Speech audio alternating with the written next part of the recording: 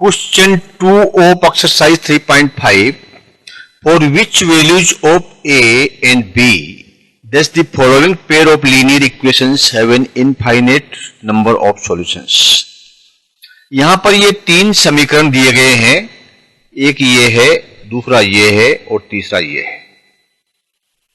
तीनों समीकरणों से आपको A और B की वैल्यू ज्ञात करनी है, A और B यानी x और y, ठीक है। प्रत्येक में x और y की क्या वैल्यू हो कि इसका हल जो है वो इनफाइनेट नंबर्स में आए, यानी अनेक हल आए, जिसके अनगणित हल आए, यानी इनकी जो रेखाएं बनेगी वो पैरेलल नहीं होगी, यूनिक नहीं होगी, बल्कि एक के ऊपर एक होगी, यानी किसी भी पॉइंट्स के ऊपर उसका सॉल्यूशन हो सकता है। अनगिनत सॉल्यूशंस उसके होते हैं, इनफाइनेट नंबर्स हो सकते हैं। देखिए कैसे करते हैं। पहले हम क्या करेंगे, ये दो समीकरण लेते हैं। देखिए इनफाइनेट नंबर होने के लिए क्या जरूरी है, A1 upon A2 is equal to B1 upon B2 और is equal to C1 upon C2। यानी इस तरह का अगर आपका रूप बनेगा इन फॉर्मूलों का A और B की वैल्यू का, तो वो इनफाइनेट सॉल्यूशंस वाला होगा। एक समीकरण तो 1 ये है, समीकरण दूसरा नंबर ये है। इनकी हम तुलना करते हैं कि ये इक्वल हो तो A और B की वैल्यू क्या होगी। देखिए पहले समीकरण में A1 क्या है, 2x है, यानी A1 कितना हुआ 2 और B1 कितना हुआ 3 और C1 कितना हुआ 7। यानी हम अगर इसको तुलना करते हैं तो ये इक्वल होने चाहिए इसके। और दूसरे समीकरण में क्या है, एक x की वैल्यू, x के साथ में कोएफिशिएंट क्या है a-1, यानी ये जो यहां आएगा ये आ जाएगा a-b है।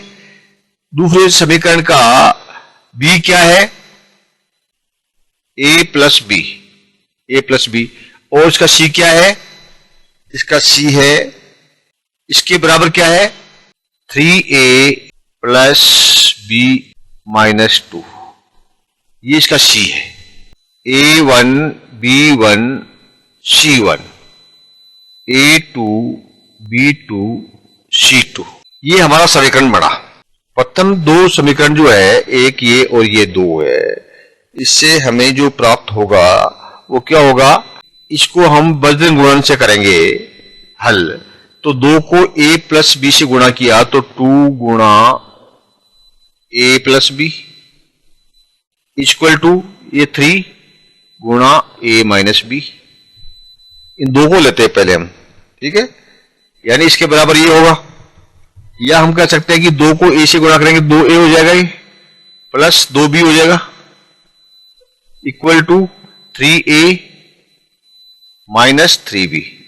अब हम क्या करते हैं कि इनको सबको एक तरफ ले आते हैं, यानी कि 2A प्लस 2B, इसको भी इधर ले आओ, ठीक है। 3A को माइनस इधर को तो माइनस 3A हो जाएगा, और इसको भी इधर ले आओ तो माइनस का प्लस हो जाएगा 3B। अब ये 0 हो जाएगा, यानी इसमें से इसको इधर ले आए तो इसका रिजल्ट 0 हो जाएगा। अब आप A को एक साथ कर दीजिए, 2A और 3A, माइनस का 3 है तो इसका मतलब माइनस का ज्यादा है तो माइनस A हो गया, और 2B प्लस का है और प्लस के 5B, यानी दोनों प्लस के हैं तो प्लस के 5B हो गए बराबर 0। या हम कह सकते हैं कि इस माइनस को भी हटा दो आप, तो A और इस माइनस को यहां करेंगे तो इसको माइनस हो जाएगा, ये A माइनस 5B बराबर 0, A माइनस 5B बराबर 0। ये क्या हो गया, हमारा समीकरण 1 हो गया। देखिए आप माइनस A में 5B जोड़ेंगे या प्लस के A में से 5B घटाएंगे तो दोनों एक ही बात होगी, ठीक है। इस प्रकार से ये रिजल्ट आ गया। अब आपको क्या करना है कि ये समीकरण आपका 1 हो गया। अब ये हमने दो समीकरणों का कंपेयर कर लिया, ये और ये दोनों समीकरण हमने कंपेयर कर लिए। अब आपको ये दोनों समीकरण कंपेयर करने हैं, ठीक है। यहां पर तो एक वैल्यू हमारे पास में आ गई है, अब ये दोनों समीकरण कंपेयर करने हैं, उसके बाद में हम A और B की वैल्यू निकालेंगे। तो ये दोनों समीकरण क्या है, दोनों समीकरण क्या है, 3 बटा a प्लस बी और 7/3a plus B minus Y. आप इनको वज्र गुणन कर दीजिए, यानी इसको इससे गुणा कीजिए, इसको इसके गुणा कीजिए। तो देखिए 3 को इससे गुणा किया तो ये कितना हो गया, 9a हो गया, 3 और 3 2, प्लस का 3b और माइनस का 3 2 6 यानी 6। ठीक है, इसके बराबर में क्या होगा, इक्वल क्या होगा, आज को गुणा कर दीजिए, 7a प्लस 7b। ओके, अब इनको आप इधर ले आइए। ठीक है, तो देखिए 9a और ये 7a, इसको भी इधर ले आइए तो माइनस का हो जाएगा, माइनस 7a प्लस 3b और ये प्लस का 7b है, इसको इधर लाएंगे लेफ्ट में तो माइनस का हो जाएगा, माइनस 7b और ये माइनस का 6, इसका इक्वल हो गया 0। ठीक है, अब देखिए a को आप हल कर लीजिए, 9 और 7 तो बच्चा कितना, 2a हो गया, प्लस के 3 माइनस के 7 तो माइनस का ज्यादा है तो माइनस के 4b हो गए और माइनस 6, इसको आप इधर ले आएंगे तो ये हो जाएगा प्लस का 6। 2a माइनस 4b बराबर 6, या हम कह सकते हैं कि इसको आप 2 से काट दीजिए तो a हो जाएगा, 2 से काट देंगे और माइनस ये 2 से काटेंगे तो 2b हो जाएगा, बराबर इसको भी 2 से काटेंगे तो 3 हो जाएगा, a माइनस 2b बराबर 3। ये हो गया आपका समीकरण नंबर 2। ठीक है, अब दोनों समीकरण आ गए, अब आप इसको आराम से वैल्यू ज्ञात कर सकते हैं ए और बी की। उसके लिए आपको वज्र गुणन करना पड़ेगा। वज्र गुणन यानी कि आपको, यानी आपके पास एक समीकरण आया a माइनस 5b बराबर 0 और दूसरा समीकरण क्या आया, ये a माइनस 2b बराबर 3। वज्र गुणन करेंगे यानी कि इनको आपस में गुणा करेंगे। पहले हम क्या करेंगे, अक्स लिखेंगे, यानी इनके गुणांक कितने हैं, ये 1 है। ठीक है, ये 1 है, 1 a1, यहां a1 क्या है 1 और a2 क्या है 1। ओके, और b1 क्या है -5 और b2 क्या है -2। c1 क्या है 0, c1 है यहां पर ये 0 और c2 क्या है 3। इन समीकरणों को हम ऐसे भी लिख सकते हैं, 2a माइनस 4b माइनस 6, ये पहला समीकरण हो गया। दूसरा समीकरण क्या हो गया, ये हो गया a माइनस 2b माइनस 3 हो जाएगा, ये बराबर 0। अब आप समीकरण 1 और समीकरण 2 को कंपेयर कीजिए, तो a माइनस 5 0, इसको आप इसको इस तरह से लिख लीजिए, a माइनस 5b बराबर 0 है ना, इसको इधर ले आइए -0 बराबर 0। ठीक है, तो इसको क्या करेंगे, a माइनस 2b, इसको इधर ले आइए -3 बराबर 0। तो अब देखिए हमारा a1 क्या हुआ, इसको आप यहां लाइए, इस रूप में लाइए, इस फॉर्मूले को आप इस रूप में लाइए ताकि इनकी वैल्यूज पता लगे हमें।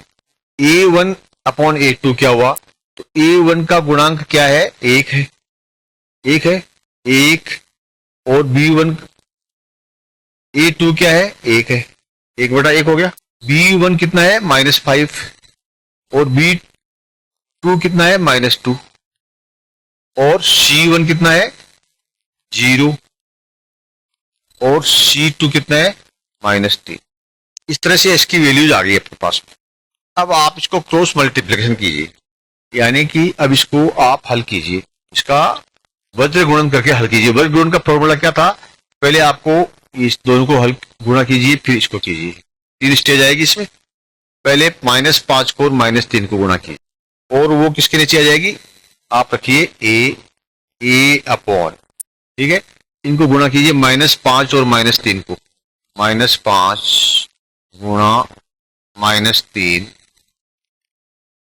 और उसमें से माइनस कीजिए -2 गुणा, इनके दोनों को गुणा करके उसमें से घटा दीजिए, ये हो गया 1 के नीचे। v के नीचे क्या आएगा आप इसको और इसको गुणा कीजिए तो कितना हो गया, 0 हो गया, 0 गुणा 1, ठीक है। एक तो ये आया, उसमें से माइनस कीजिए 1 गुणा -3, ठीक है, 1 गुणा -3, ये 1 और ये -3, ये बद्र गुणन इसका इसका हुआ, इसका इसका हुआ। और सी में क्या आएगा, आप इसको और इसको कीजिए, 1 गुणा -2, और उसमें से माइनस क्या कीजिए, 1 गुणा -5। सॉल्यूशन कर लीजिए, a बटा -5 और -3 को गुणा किएंगे तो माइनस माइनस को गुणा करने से प्लस हो जाएंगे, 15 हो जाएंगे। और ये -2 को 0 से गुणा करेंगे तो 0 हो जाएगा, तो इसके क्या हो जाएगा, 15 के -0 हो जाएगा, कोई वैल्यू नहीं, यानी a बटा 15 हो गया। यहां क्या होगा, b बटा 0 को 1 से गुणा करेंगे 0 हो जाएगा, और ये -3 को 1 से गुणा करेंगे तो -3 हो जाएगा, फिर माइनस से करेंगे तो प्लस का 3 हो जाएगा, यानी ये हो जाएगा 3, b बटा 0 + 3 हो जाएगा, ये 0 + 3 यानी b बटा 3। ए और बी ज्ञात हो गया हमें। अब देख लीजिए आप, ए की वैल्यू क्या हो गई, ए बराबर 15 और बी बराबर 3। अब आपस में करते हैं तो हम कर सकते हैं कि ए बराबर 5, 3 का भाग दे दिया तो बी बराबर, ए की वैल्यू 5 आ गई, बी की वैल्यू 1 आ गई। यही ज्ञात करना है। For which value of A and B does the following pair of linear equations have a infinite number of solutions. तो हम कहेंगे कि 1 बराबर 5 और b बराबर 1, ये वैल्यू अगर हो, a की वैल्यू अगर 5 हो और b की वैल्यू अगर 1 हो, तो इससे बनने वाले जो ये समीकरण हैं, तीनों समीकरण है, ये इनफाइनाइट सॉल्यूशंस हो जाएंगे, यानी ये तीनों इक्वल हो जाएंगे।